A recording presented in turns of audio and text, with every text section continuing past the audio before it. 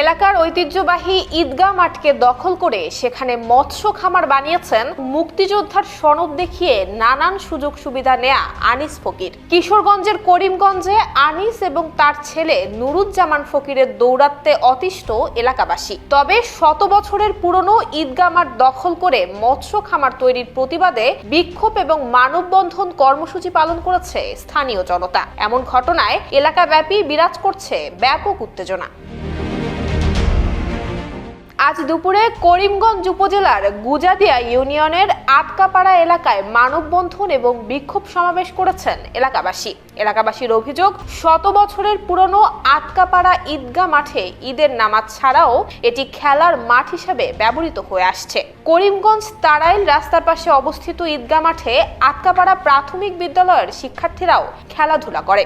1 acre 34 শতাংশ আয়তনের মাঠটির RS রেকর্ডও ঈদগাহ নামে, কিন্তু নিজের মাঠ নামে রেকর্ড করে স্থানীয় মুক্তিযোদ্ধা আবু আনিস ফকির গত 29 নভেম্বর লোকজন সহ বেকু দিয়ে মাঠের মাটি কেটে মৎস্য খামার তৈরি শুরু করেন। এলাকাবাসী এতে বাধা দিলে দুপক্ষের মধ্যে উত্তেজনা দেখা দেয়।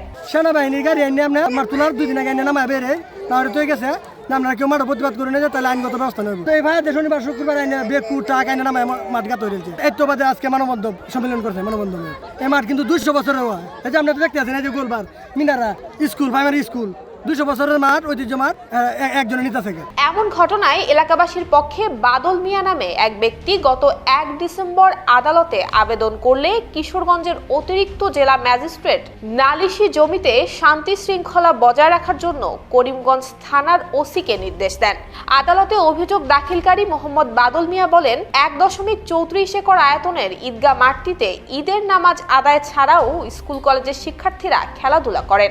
আশপাশের এলাকার মানুষ কৃষিকাজে এটি ব্যবহার করেন, কিন্তু হঠাৎ করে মালিকানা দাবি করেন আবু আনিস ফকির। তিনি প্রশাসনের সহযোগিতায় মাঠের মাটি কেটে এখানে ফিশারি তৈরি করেছেন। খবর পেয়ে এলাকার মানুষ বাধা দিলে তাদেরকে নানাভাবে হুমকি দেয়া হচ্ছে। তবে দখলের অভিযোগ অস্বীকার করে মুক্তিযোদ্ধা আনিস ফকিরের পুত্র দাবি করেছেন এটি তাদের কেনা জমি, দীর্ঘদিন অনাবাদী অবস্থায় পড়েছিল। এখন কৃষিকাজের জন্য আবাদ করতে গেলে বাধা দিচ্ছে এলাকাবাসী। এটা আমার বাবা প্রায় 22-23 বছর পূর্বে কিনেছিল। তখন আমার বাবা চাকরিতে ছিল, সেনাবাহিনীতে চাকরি করতো, যার জন্য জমিটা পতিত ছিল। আমরা এটা ব্যবহার করতে আসি না, আমরা তখন পড়ালেখা করছি, চাকরি বাকরি করছি।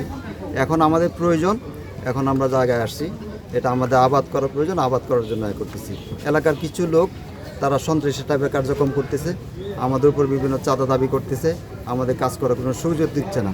আমাদের যে জায়গাটা সেটাই শুধু আমাদেরকে নিয়ে আমরা মাইপে নিয়ে আমাদের জায়গাটায় আমরা ভোগ করতেছি, আবাদ করার চেষ্টা করছি। শ্রেণী পরিবর্তন ব্যাপার তো আইনের বিষয়, সেটা তো আমি বলতে পারবো না।